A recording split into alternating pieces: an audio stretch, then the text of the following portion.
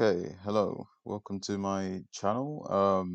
It's my first video, and I'm going to be talking about what's been frustrating me about Tottenham in general, but mostly focused on Conte and ENIC. Okay, so I'm gonna start with Conte.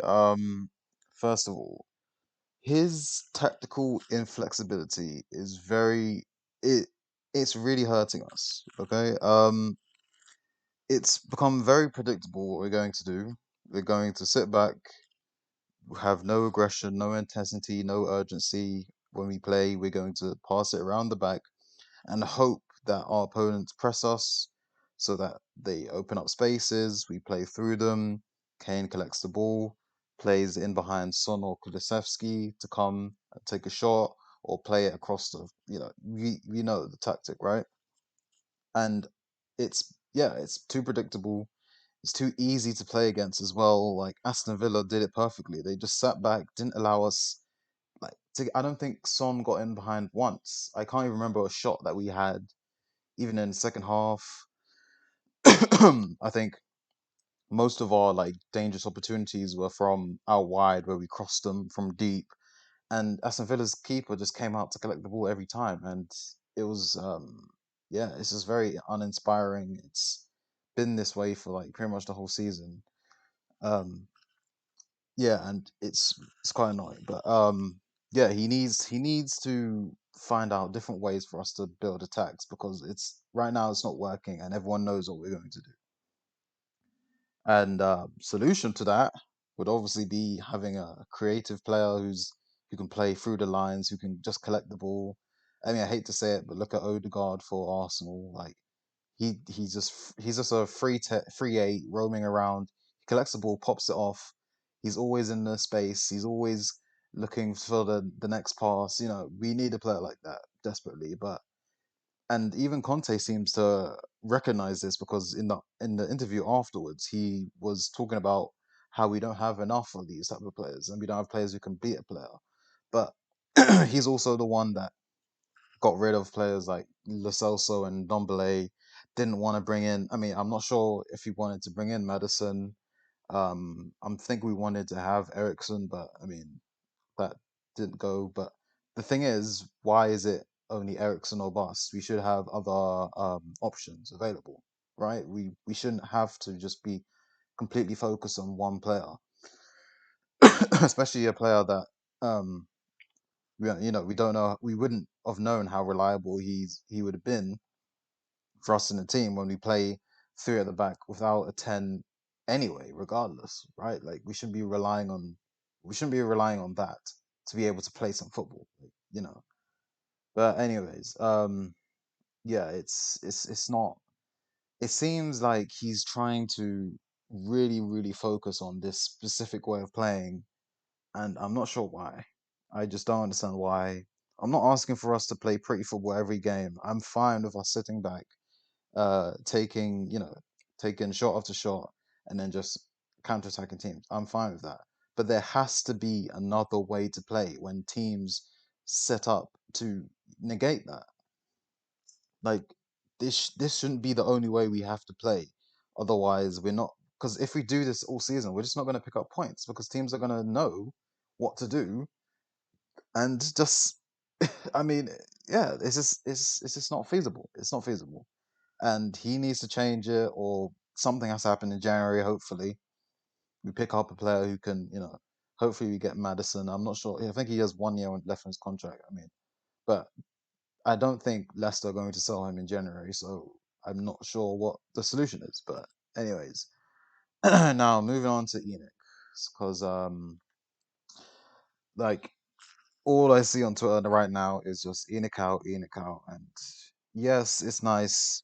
You can try do our hashtags on Twitter, but it's not going to do anything because they are not going to leave until they find a buyer, and the buyer has to be someone very very rich. So it's either going to be some.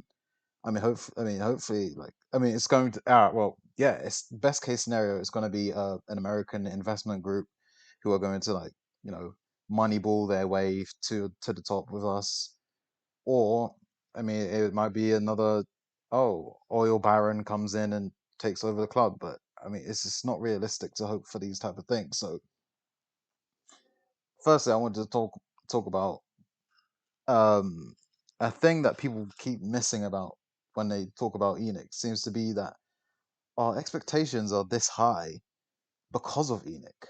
They are the ones who made made us into a team who can fight for the top four, can realistically um, stay there as well. It's not just a one season thing where, oh, you get there, but then we drop off, sell off all our players, and that's it. No, we are actually a viable contender every single year, right?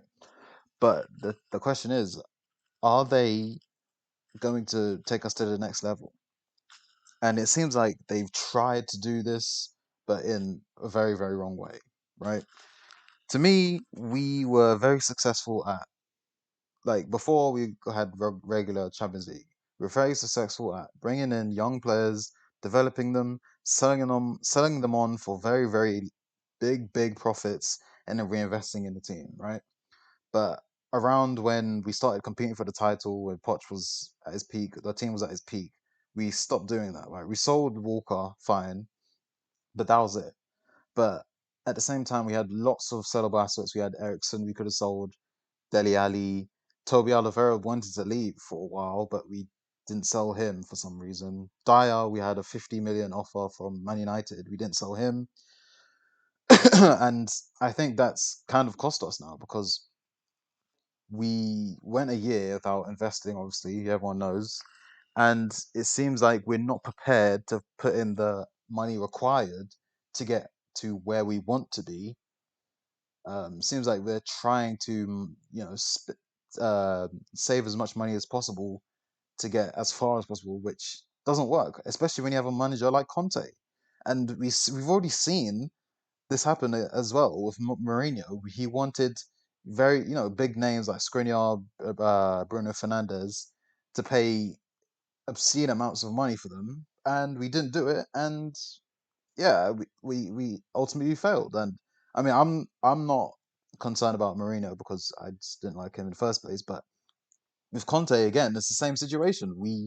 We've brought in a manager that has as very specific you know requirements that he likes to demand from the players he has, as well as the depth in the squad that he likes to have. And it seems like we aren't really prepared to do that. So the question is, why have we brought him in? And yeah, it seems like the our only option right now is to just focus all our energy on pleasing Conte, make sure that we invest as much as possible. But yeah, it just doesn't seem like the clubs want to do that. So to me, our only option, or our only other option, really is to just call it off now with Conte, or maybe wait till the end of the season. And hopefully we bring in another manager. I can't imagine who the next manager would be, but it would have to be a manager who's willing to spend time developing players like Spence, Sarr, Hill, you know, Alfie Devine, all these. We have a lot of promising young players, but with a manager like Conte in charge, it just doesn't seem like they're realistically going to flourish or even get opportunities. I mean, we've got Adogi on loan as well. He's going to be coming back next year, and he might come back into a mess. He might not even get into the team as well because there's. I mean, I mean, hopefully, he gets opportunities because Sessegnon's not really doing it. Perisic has dropped off. I mean, he's been good, but he's dropped off a lot since the World Cup, obviously. But hopefully, he gets his form back. But yeah, like, why are we investing in these young players who aren't really going to get an opportunity while we have a manager like Conte in charge? When we all know it's common knowledge. He's not going to play the youth. He wants reliable players. Doesn't have to be old, obviously, but he wants reliable players who know his system and are going to follow his instructions. I mean, that's why he got rid of Ndombele and Lo Celso in the first place. I understand they probably weren't going to be the most I guess, regimented players ever, right? They are more like play off the cuff, instinctual. So yeah, I get that, but